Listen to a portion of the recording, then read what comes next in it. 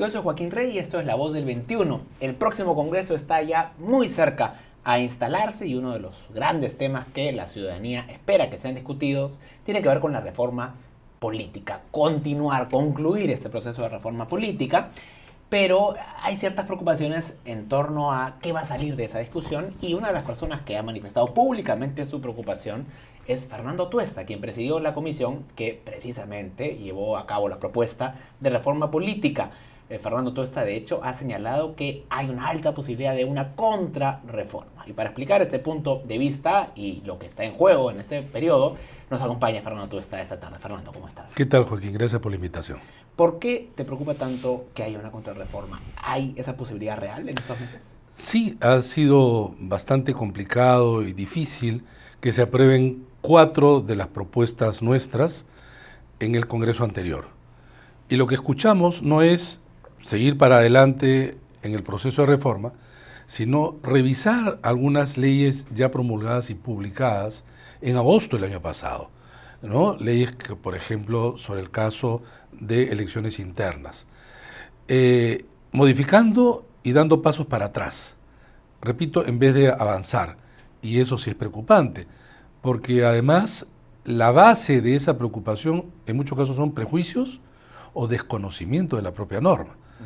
Esperemos que en estos días, que todavía faltan para la instalación del Congreso y en los primeros días, la cosa se esclarezca, porque de verdad estamos delante de una posibilidad que podría no solamente llevarnos a la contrarreforma, sino dar un golpe en la espina dorsal de la reforma. ¿Notas un cambio en el discurso de los ahora congresistas electos entre ahora que son ya van a asumir funciones y lo que se dijo en campaña? Totalmente, totalmente.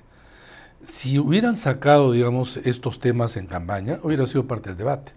Porque el debate también es no solamente que yo ofrezco, sino que obviamente dialogas, ¿no? Y sobre estos temas de manera pública.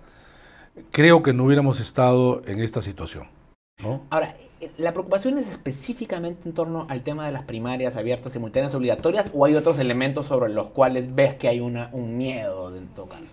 Bueno, el tema de la inmunidad es un tema que también se ha tocado, ¿no? Pero el de mayor impacto es el tema de las elecciones internas. Y tampoco escucho, digamos, más allá de estos dos temas, decir, bueno, vamos a proseguir con el resto de propuestas, sino cada uno comienza a proponer nuevas cosas. Algunas que ya se han discutido, otras que han sido descartadas, otras que merecerían modificaciones constitucionales más amplias.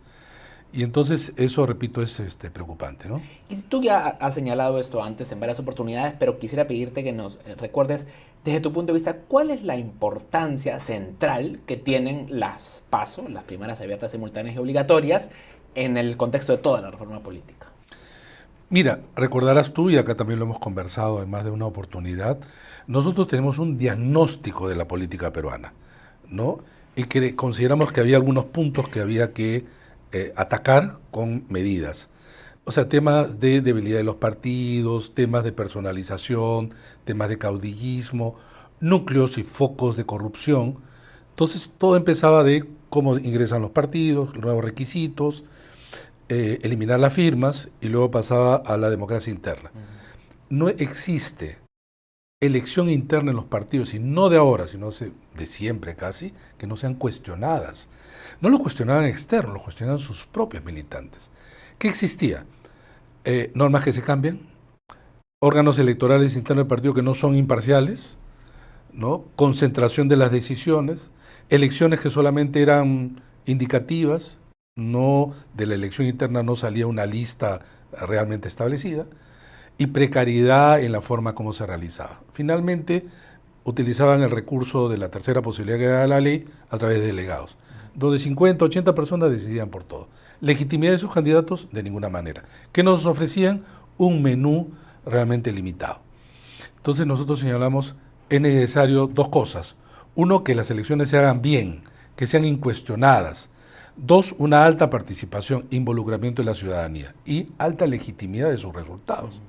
Y eso solo se podía conseguir, efectivamente, siendo estas abiertas, sean simultáneas, es decir, el mismo día, para que lo organice la OMPE, no los partidos, lo organice la OMPE, y tienen que ser obligatorias para que, como en el más o menos en concierto de lo que son elecciones en nuestro país, eso involucra a la gente.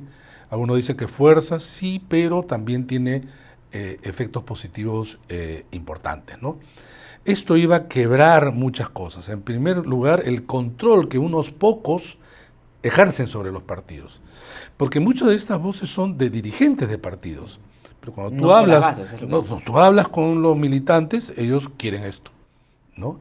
Y la única manera de expresarse también sería a partir de estas primarias. Ahora, el señor, por ejemplo, el señor Manuel Merino Lama, que aparentemente va a ser el presidente del Congreso, también se ha manifestado escéptico de estas primarias porque dicen que más bien debilitan los partidos porque permiten que gente que no ha hecho una carrera al interior del partido, que no ha militado por un largo tiempo, que ha hecho trabajo de bases, se inscriba unos meses antes, digamos, y participe. Y si es una persona mediática, el gran voto popular lo puede poner número 1 en la lista. Y que eso, lejos de fortalecer, debilita la institucionalidad. ¿Cuál es su punto de vista? Ciertamente podría debilitarlo si el partido no establece requisitos suficientes como para proteger de esas situaciones. Porque la ley señala cuáles son los requisitos de un candidato de un partido para que pueda postular. No. ¿Cuál es la base normativa? ¿Cuál es el sustento legal? Los estatutos de cada uno de los partidos. Por ejemplo, si es que un partido dice, bueno, para ser candidato a la presidencia debe tener 10 años de militancia, 5 años o lo que fuera, y los requisitos A, B, C, tú lo puedes hacer de lo más abierto a lo más cerrado. El partido puede regular eso a la interna. Como por ejemplo cualquier asociación, cualquier club, así lo hace, ¿no? Obviamente no viola los derechos fundamentales, así no debe ser, que es lo único que se debe resguardar, por lo demás, todo. Y entonces, ese ejemplo lo que hace, lo que indica es no conocer que el partido, o olvidarse que el partido es quien reglamenta, no la OMPE, no el jurado, no está en la ley. Entonces, si es que se les pasa a una persona de esta naturaleza, estamos delante de la responsabilidad del partido. Y por eso no vamos a cambiar el modelo y el diseño de elecciones internas. Ahora, dejando el tema de las elecciones internas de lado, la reforma involucra algunos otros aspectos que no se han concluido. ¿Cuáles debieran ser los temas prioritarios a verse en este periodo que va a ser inusualmente corto, más allá de las PASO? Como las PASO son y tienen una envergadura alta, de impacto alto también, la otra, incluso más, es la bicameralidad. Es la bicameralidad, que está en la propuesta también nuestra, que el gobierno no la presentó porque en realidad veníamos de un referéndum, ya ha pasado más de un año, la propia norma dice que hasta un año no puedes cambiar esa norma, ¿no? Pero hay que empezar por lo menos a discutir y quizá tener una primera votación en alguna de las legislaturas para modificar la Constitución para regresar a la bicameralidad. ¿Por qué es tan importante esta reforma? Porque en el caso de la bicameralidad, que hemos dicho es en realidad la madre de todas las reformas, porque tiene implicancias en diverso nivel. En primer lugar, por la propia forma como se accede al Parlamento, ¿no? Los diputados acceden a nivel poblacional, los otros a nivel más territorial. En segundo lugar, las funciones permiten que las leyes no sean malas leyes, ya tienen una cámara revisora, que sería el Senado. Por otro lado, tienes un mayor un mayor equilibrio al interior del Congreso. Tú puedes tener un partido mayoritario en diputados, pero no necesariamente en senadores, lo cual permite que no se avasalle, pues, en un sentido también, como ya hemos visto hasta hace poco. Tienes además una relación distinta con el Ejecutivo, ¿no? Okay. ¿Por qué? Porque, por ejemplo, mire Estados Unidos. En Estados Unidos, que es una bicameralidad, los demócratas en la Cámara de Diputados, o en la Cámara de Representantes, así se llama, van a deciden iniciar un juicio político a Donald Trump. Pero en senadores, pues se salva, ¿no? Hubieran requerido un nivel de mayoría tal para sacar un presidente de la República. Es que no debe ser tan fácil. Acá en el Perú, bajo la idea de la incapacidad moral, término que se usa en el siglo XIX para en realidad dar cuenta a la incapacidad psíquica, mental, acá es una caja de Pandora, cualquier cosa puede suceder, puede sacar un presidente sin ningún problema. Digamos, esto también sirve la bicameralidad. Pero además, y con esto termino, Sí. pero además nosotros señalamos en la propuesta dos cosas. Lo primero es que, si hay tanta preocupación, que duda cabe que la debe haber, es que el presupuesto del Congreso no debe superar al presupuesto actual, Es decir, hay bicameralidad, hay más congresistas, pero tienes que desarrollar entonces una mejor gestión dentro del Parlamento para que el presupuesto se mantenga en el Eso es mismo factible. nivel. Es factible, creo que sí. Ahora, claro, siempre hay este argumento de que el Senado es una cámara más reflexiva, que pondera un poco las decisiones, pero ¿por qué pensar de que quienes elijamos para el Senado tendrían un mayor nivel que quienes elegimos usualmente para la Cámara el actual Congreso, la Cámara de Diputados? Generalmente en el mundo funciona lo de las edades. Diputados y senadores no tienen la misma edad. Uno requisito de 25 años, el otro requisito es 35 años, ¿no? Que generalmente la gente que ha pasado ya por la política tiene una mayor experiencia, una mayor madurez, por eso se habla de la reflexión. El Senado, pues antiguo, ¿no? ¿Es garantía de que mayor edad da...? No, no necesariamente, pero ha funcionado en todo caso ante los ímpetus de los diputados, que suelen ser más beligerantes. En general eso sí hay evidencias, digamos, en la historia, ¿no? Ahora, que eso de por sí y nada más permite que el país cambie la política, no necesariamente, pero por eso nosotros decíamos, de lo que se trata es de crear mejores condiciones. Por eso desde el inicio de la inscripción del partido, ¿no? Separar la paja del grano, es decir, los cascarones. Lamentablemente esto no sucedió ahora porque se interpretó de otra manera. Pero si no, nos hubiéramos quedado con 9 partidos, ¿no? Y estos 9 partidos tendrían que postular al 2021 y quizá uno que otro nuevo. Bueno, los partidos tienen que hacer más esfuerzos, pues. Por ejemplo, tú ves una cantidad de partidos que tú dices, ¿de dónde? ¿Y por qué tantos partidos? ¿Cuál es la diferencia entre unos y otros? A veces no existe. Existe quién es el dueño. Existe quién es el dueño. O sea, no hay tanta diferencia, no hay tanta diversidad de ideas. No, así es. Y entonces, por eso nosotros abrimos otra posibilidad. No alianzas, porque las alianzas te juntas, pasa la elección y cada uno se va por su lado, sino fusiones. Así como las empresas, pese a que la ley hablaba de fusiones, nunca se ha fusionado en el Perú. Entonces le decíamos, si tú colocas vallas altas, y yo soy un chico que voy a morir en el intento, y tú también eres chico, de repente nos fusionamos y se vuelve un solo y partido. solo un solo partido. Y entonces ya tiene mayor posibilidad. Incluso movimientos regionales que ahora no se les permite, decíamos, por ejemplo, la mitad más uno de las regiones en el Perú pueden constituir un partido a partir de los movimientos regionales. Eso. Entonces ya tienes una salida. O sea, les da salida, no siempre no los aplastas. Ahora, hay 24 partidos que tienen inscripción urgente y entiendo que hay... ¿Cuántos han comprado el kit para inscribirse? Hay varias decenas, como 70, ¿no? Sí, algo así, Eso 70 y tal. ¿Qué va a pasar en el 21? No, es que ¿Cuántos partidos van a haber? No, es que no llegan, pues. ¿No crees que No van y se entusiasman y luego... Si con la ley anterior había cientos inscritos, cientos que compran, ¿no?, el kit en la OMPE, pero nunca llevan los requisitos. Pero con que se lleguen 5 ya estaríamos en 30. Sí, pero el problema no son estos 5, el problema son por qué mantuviste 24. Debió cancelarse la inscripción de en esta elección. Totalmente. Esto sí va a entrar en vigencia para el 21. La cancelación de inscripciones. Sí. Con lo cual uno esperaría que el 20... terminen 7 u 8 partidos después de la elección. Yo creo que puede ser menos. Lo que pasa es que la dispersión de ahora se debió, entre otras razones, a que no había una elección presidencial. Esto deja a los partidos, digamos, que no tienen una unión con un candidato obviamente visible, alguien que materializa la propuesta del partido, entonces se dispersa. Pero yo creo que si hubiera habido una elección presidencial, de 9 nos hubiéramos quedado con 6, 5 o 6, no más. ¿Tú consideras que en el Ejecutivo, para este periodo congresal que queda, va a haber un empuje para que la reforma política siga su curso? Es decir, ¿el presidente Vizcarra se está comprando el pleito de la reforma política? Bueno, vamos a ver cómo se relaciona. Yo espero que sí, ¿no?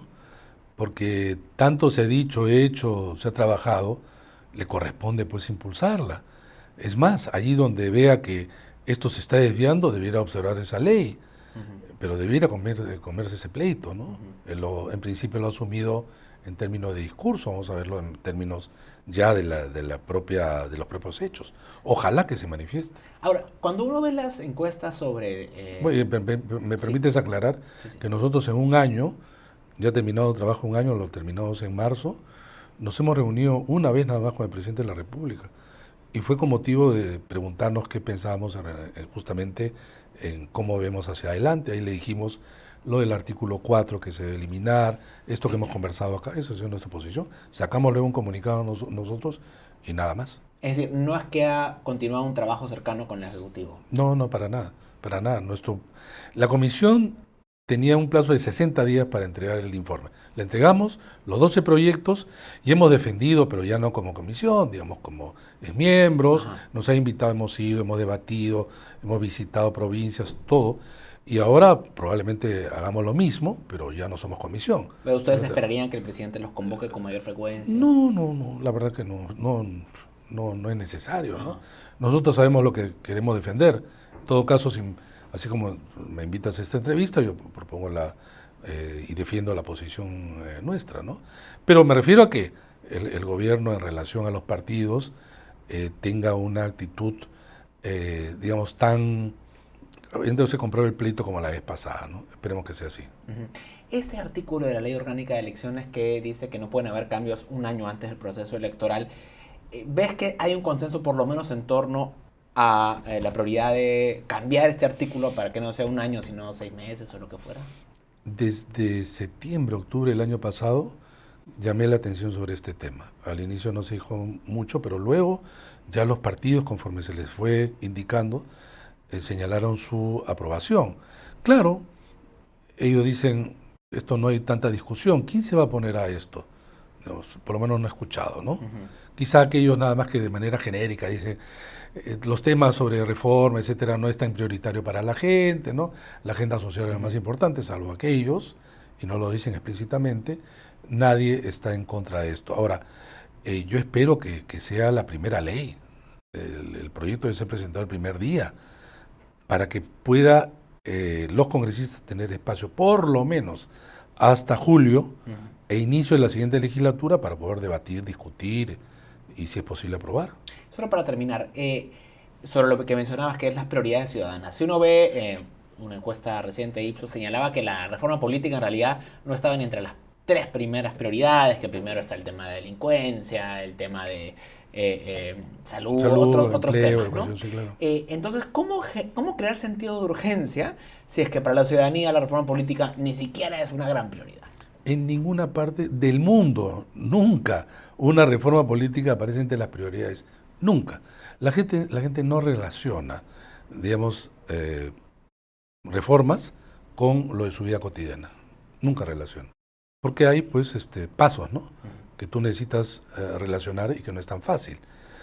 También hay un tema también de capacidad comunicativa que deben de tener también los congresistas y el gobierno, si fuera el caso, si pusieran de acuerdo. Pero, repito, este tipo de reformas en ningún país aparece con el número 1. Que en nuestro aparezca el número 4 ya es bastante. Tú haces esa misma pregunta en otros países, olvídate, no pasa nada. Y en países como el nuestro, en donde hay una gran desafección, al contrario, eso le hace pensar a la gente que estos son temas de los políticos y también lo rechazan. Ujú. Eso, te digo sinceramente, no me preocupa tanto.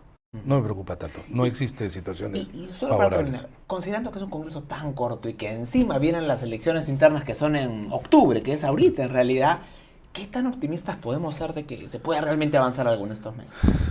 La esperanza es lo último que se pierde. Tengo todavía un poquito de dosis de esperanza y hay que pelearla, ¿no? Yo creo que a nosotros nos da, como programas como este, nos da espacio como para poder intentar persuadir. Creo que es lo mejor. Hemos indagado, estudiado, diagnosticado, conocemos a los partidos, la historia de las elecciones internas y la verdad este punto es crucial. No podemos llegar al 2021 sin cambiar las normas. Esto no garantiza todo, pero por lo menos abre un cauce, ¿no? Y ya para nuestro país eso es bastante. Fernando, muchas gracias. No, gracias a ti. Gracias. Fernando Tuesta, quien presidió la Comisión de Reforma Política en Perú 21 Televisión. Sigan atentos a nuestra programación. Con permiso.